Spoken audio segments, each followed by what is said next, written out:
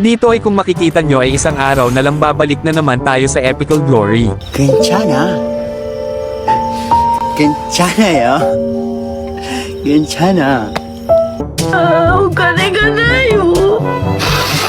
Kaya naman napag-isip-isip ko na mag-classic na lang muna. Practicein ko lang yung Gus Ion, balak ko kasi ipa-top global ito next season. Kasi wala po akong pamasahe. At mukhang maswerte pa nga tayo dahil may nakalaban na naman na chicks ang ating bida. Ang ganda. Wow.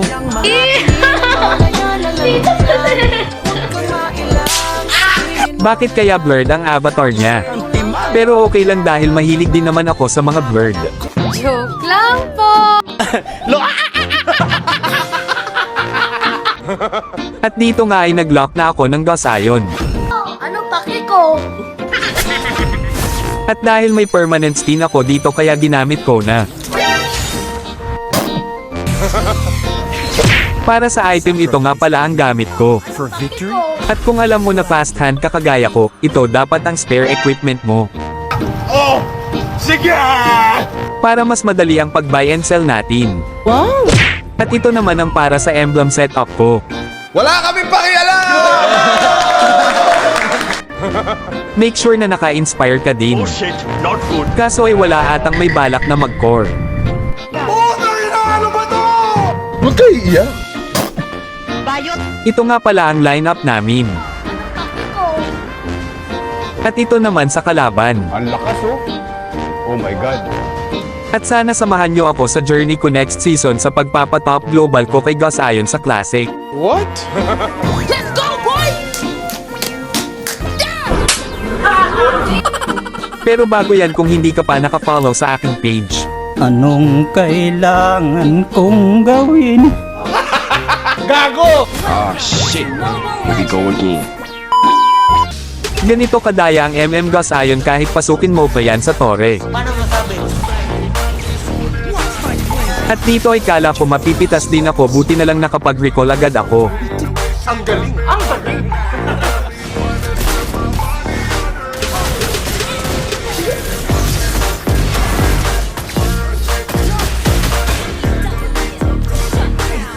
Wow!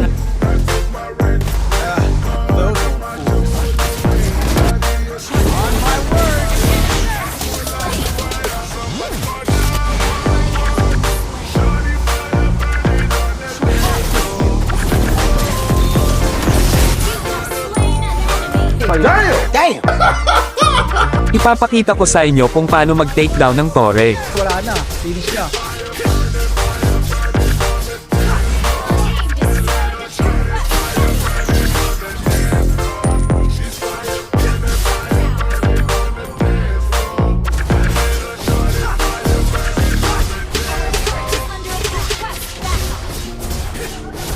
Double kill!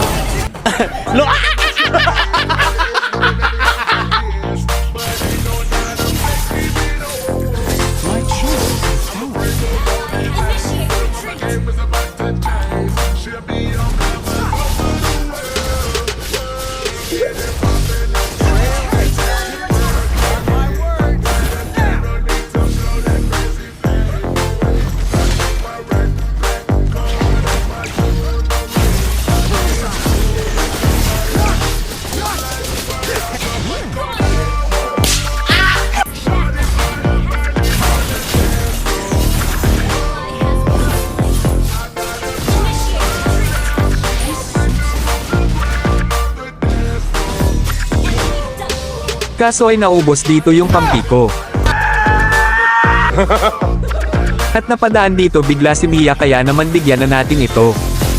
Suntukan na lang! Kaso ay nag-surrender na pala yung apat na kupal kong kakampi. Kaya ayun, talo na naman tayo.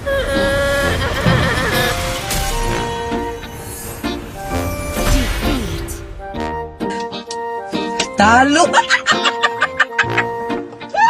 Sorry.